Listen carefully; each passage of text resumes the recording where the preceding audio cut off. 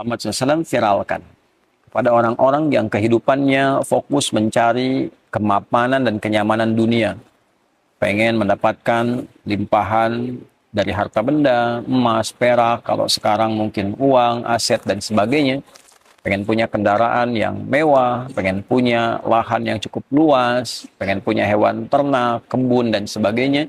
Di atas semua itu viralkan ya Muhammad SAW, ada anugerah yang sangat istimewa, yang sangat agung, yang Allah berikan khusus pada orang-orang yang bertakwa.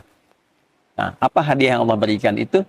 Ya, ada jannah berupa surga yang dihiasi dengan keindahan yang sangat sempurna, pasangan-pasangan yang sangat serasi, dan yang paling tinggi adalah keridhaan Allah Subhanahu wa taala. Kalau Allah sudah ridho, semua akses dibuka, langit dan bumi dibuka. Ya, untuk siapa orang-orang itu? Ya, di antaranya adalah orang-orang yang disifati oleh Allah Subhanahu wa taala dengan kata ibad, yang ibadahnya sangat luar biasa, yang pendekatan kepada Allahnya luar biasa. Dan di ayat ke-16 disebutkan komitmen orang ini sampai berkata, mereka memohon kepada Allah ampunan yang pertama kali.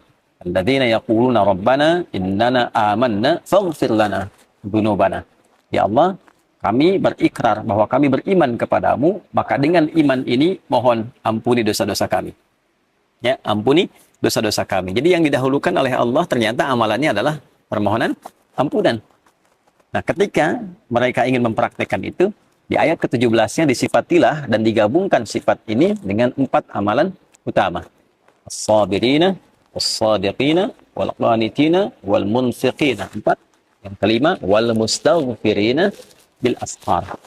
Jadi ternyata ketika mereka ingin memohon ampunan pada Allah Subhanahu wa taala, yang paling utama waktunya diletakkan oleh Allah Subhanahu wa taala di waktu sahar, waktu singkat menjelang sahur. Wal mustaghfirina bil ashar. Ada orang-orang takwa yang diantara agenda berkehidupan mereka, mereka khususkan waktu sahar itu sebagiannya untuk khusus memohon ampunan Allah Subhanahu wa taala. Mereka khusus untuk istighfar di dalamnya. Ya. Bukankah puasa melatih kita untuk dapat meningkatkan takwa? Bukankah puasa mengajak kita untuk menjadi pribadi yang lebih bertakwa? Nah, di antara menu takwa itu salah satunya adalah memperbanyak istighfar. Di antara waktu istighfar yang paling baik itu adalah di waktu sahar. Orang yang memperbanyak istighfar di waktu sahar, maka oleh Allah disejajarkan dan diberikan ia satu kesamaan. Bisa ditafsirkan juga, bisa mendapatkan limpahan karunia yang setara. Satu, dengan orang sabar. Artinya orang yang rajin istighfar juga saat bersamaan akan cenderung memiliki kesabaran yang luar biasa. Yang kedua, dengan qanitin. Pertama sabirin, kedua qanitin. Orang yang ibadahnya itu khusyuk. Orang yang rajin istighfar, orang yang menggerakkan istighfar dalam hidupnya, itu semakin menggerakkan kekhusyuan dalam ibadahnya. Jadi ada irisan antara kekhusyuan dengan istighfar. Semakin rajin istighfar, semakin dekat dengan Allah, semakin khusyuk ibadah. Kemudian juga lebih daripada itu, wassadiqin. Orang-orang yang membenarkan risalah yang Allah tetapkan, yang Nabi ajarkan, di saat yang bersamaan dia mengamalkannya. Nah, itu shadiqin namanya. Dia yakin ketika Allah berfirman, misalnya, ya, waqimus sholat, tunaikan sholat. Dia yakin sholat itu ada kebaikan, kebenaran, saat yang bersamaan dia kerjakan juga. Karena ada orang yang paham Islam itu benar, Islam itu bagus, tapi tidak mau berislam. Ya. Ada orang yang paham sholat itu benar kok, mendekatkan diri pada Allah, tapi nggak sholat. Nah, ini tidak masuk dalam kategori shadiqin. Shadiqin itu yang membenarkan sekaligus mengamalkan. Kemudian setelah itu munfiqin, ya, yang gemar berinfak, gemar berinfak. Karena itu ada korelasi antara istighfar dengan peningkatan harta benda. Dan peningkatan harta benda yang diawali dengan istighfar nanti arahnya ibadah, bukan mewah. Bukan saya punya harta untuk membangun dunia, bukan. Ya, dunia itu akan ikut. Tapi kemewahan yang didapatkan itu untuk mengisi ruang-ruang akhirat yang telah Allah siapkan untuk kita. Itulah sebabnya kalau kita ngaji di Quran surah Nuh misalnya, ayat 10, ya, maka kita dapatkan faqultu astaghfiru rabbakum innahu kana ghaffara. Ya, Nabi Nuh mengatakan, saya menyampaikan pada umatku, kalian banyakin istighfar. Kalau sudah banyak istighfar, Allah punya sifat memberikan ampunan bagi hamba yang senang istighfar. Sifatnya disebut ghaffar. Kalau Allah sudah berikan ampunan, apa yang terjadi? Yursilis samaa'a 'alaikum bidrara wa yumdidkum bi amwalin wa banina. Ya. Jadi Allah akan kirimkan, curahkan banyak rahmat. Yang kering, tandus, hujan dikirimkan supaya gembur kembali. Jadi kalau ada yang tandus, yang kering, tidak berkembang, nah salah satu amalan zikirnya dalam Quran tuh banyak istighfar. Tobat semua penduduk, minta ampun sama Allah, nanti Allah turunkan hujan. Ya, makanya di antara istisqa itu kan ada kaitan dengan istighfar. Kemudian wa yumdidkum bi amwal wa banin, harta oleh Allah dilimpahkan, keturunan oleh Allah disejahterakan. Karena kalau sudah istighfarnya bagus, dekat dengan Allah, dinilai pandai mengelola kehidupan. Harta dititipkan berapapun banyaknya pasti benar. Digunakan ibadah, gunakan infak, ya. Nah, makanya kalau ada orang diuji oleh Allah, ingat itu ujian loh, dihisab, ya. Diuji dengan kekayaan, nah, itu bukan untuk menaikkan dan mengupdate status secara sosial. Bukan kebanggaan dulu yang dibawa, kaya nih, bisa mengatur ini, itu. Tidak, tidak. Sama saja dengan titipan ilmu, titipan tenaga, kedudukan. Itu modal untuk ibadah, instrumen ibadah. Kalau dengan ditambah belum dekat, ditambah belum bisa ibadah, nanti mesti hati-hati, ya. Nanti bisa berganti menjadi istidraj, itu bahaya. Ya, penambahan harta yang tidak mampu mendekatkan diri kepada Allah. Jadi istighfar itu kalau benar dikerjakan memudahkan datangnya rezeki. Ya, mensejahterakan keluarga, wa anhar, punya aset yang baik-baik. Nah, maksudnya apa? Kalau sudah bisa itu kembali ke Ali Imran tadi, wal munfiqin, dia bisa infak dengan itu. Ya. Jadi istighfar yang kita kerjakan ternyata mendekatkan kita pada rahmat Allah, ampunan Allah, mendapatkan kemewahan hidup di dunia, mendamaikan suasana hati, dan dikerjakannya kapan?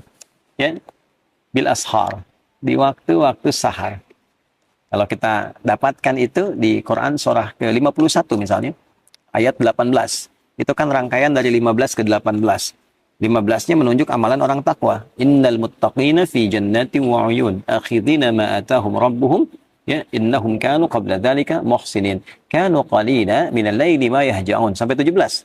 18-nya wabil asharihum yastaghfirun. Sungguh kata Allah, ada orang takwa yang saat ke akhirat itu nanti tempatnya dia berada di taman surga yang indah sekali. Ya, mereka itu orang-orang ihsan saat di dunia. Ihsan itu menjadikan semua kegiatan sebagai ibadah.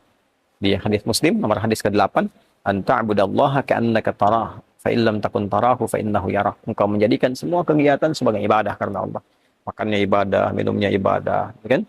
Kemudian juga bekerjanya sebagai ibadah. Jadi hukum Allah dijaga karena ibadah. Ya, kalau kerja nggak korupsi, nggak nyogok, kalau kuliah ujian nggak nyontek, gitu kan? Perbaiki diri dengan baik. Nah, apa cirinya orang ini? Ternyata yang pertama, kanu qalilan minal laili ma yahja'un. Mereka itu satu berlatih dengan banyak tahajud. Ya. Nah, puasa melatih kita malamnya bangun kan? Tarawih itu kan latihan dasar untuk bisa tahajud malamnya. Lalu dari malam itu ke tahajud, selesai tiba sahar, setelah itu kan tiba fajar. Nah, di sahar wabil asharihum yastaghfirun. Mereka mengkhususkan waktu sahar itu ya untuk istighfar, untuk istighfar. Nah, ternyata puasa la'allakum tattaqun meningkatkan kekuatan takwa kita. Di antara amalan takwa itu adalah sholat malam dan istighfar di waktu sahar. Jadi kesimpulannya teman-teman sekalian, sahur itu ada banyak keberkahan yang bisa diraih. Di antaranya makan sebagai sunnah Nabi Sallallahu Alaihi Wasallam. Bagi orang-orang yang menginginkan lebih, sahur plus. Apa plusnya? Ya, plusnya adalah mengisi ruang-ruang di waktu sahur dengan istighfar. Setelah sahur, sambil menunggu waktu subuh tiba, perbanyak istighfar dengan cara yang benar. Dengan tulus, minta ampun sama Allah, ingat-ingat dosa. Kalau bisa nih diurutkan masih panjang Ramadan insya Allah ke depan ya. Masih ada waktu yang sangat cukup. Hari pertama untuk istighfari pikiran yang kadang-kadang kurang tepat. Istighfari telinga yang salah dengar. Istighfari mata yang salah melihat. Lisan sampai ke ujung kaki. Sampai kita merasakan kenikmatan dengan istighfar itu. Yang dengan itu menjaga semua organ tubuh kita untuk bersikap mulia. Ya, berhasilnya itu bisa nampak dengan perubahan yang terjadi di organ tubuh ini. Lisan yang diistighfari, keluarnya lembut, baik, sopan. Telinga yang diistighfari, ya keluar hasilnya itu mendengarnya yang baik-baik. Pada yang tidak baik, rasanya sudah kurang nyaman. Gitu ya. Nah, demikian sampai ke ujung kaki kita. Sampai kita menjadi bagian, insya Allah, ibadah rahman hamba Allah yang disayang oleh Allah Subhanahu wa Ta'ala. Nah, itulah bagian dari kegiatan-kegiatan yang bisa kita isi selama Ramadan yang selama ini mungkin tidak banyak viral di kalangan masyarakat. Ya, jadi kalau teman-teman ingin mengisi ruang-ruang di waktu sahur yang saat itu dosa bisa diampuni, rizki bisa dimudahkan, hati didamaikan, dan pulang mendapatkan jaminan ridha Allah Subhanahu wa Ta'ala sebagai anugerah teragung yang Allah siapkan. Tentu kalau sudah Allah ridha, surga menanti dengan segala kenikmatannya, yang seperti Allah janjikan. Istighfar di waktu sahar. Astaghfirullahaladzim, astaghfirullahaladzim, astaghfirullahaladzim. Alladzi la ilaha illa huwal hayyul qayyum wa atubu ilaih. Saya mohon ampun ya Allah, saya mohon ampun ya Allah. Ya Allah, Engkau Tuhan satu-satunya aku sembah, aku pertuhankan, yang selalu tidak pernah putus mengawasi dan memberikan rahmat-Mu kepadaku. Aku mohon ampun. Selama ini banyak berbuat salah, berbuat dosa, melanggar ketentuan. Ampuni dosaku ya Allah. Minta ampun, minta ampun. Mudah-mudahan dengan itu berkah hidup kita terjaga dari berbagai hal yang tidak Allah sukai. Semoga Allah menerima amalan kita dan memberikan kemampuan kepada kita untuk mengamalkan apa yang telah kita pelajari.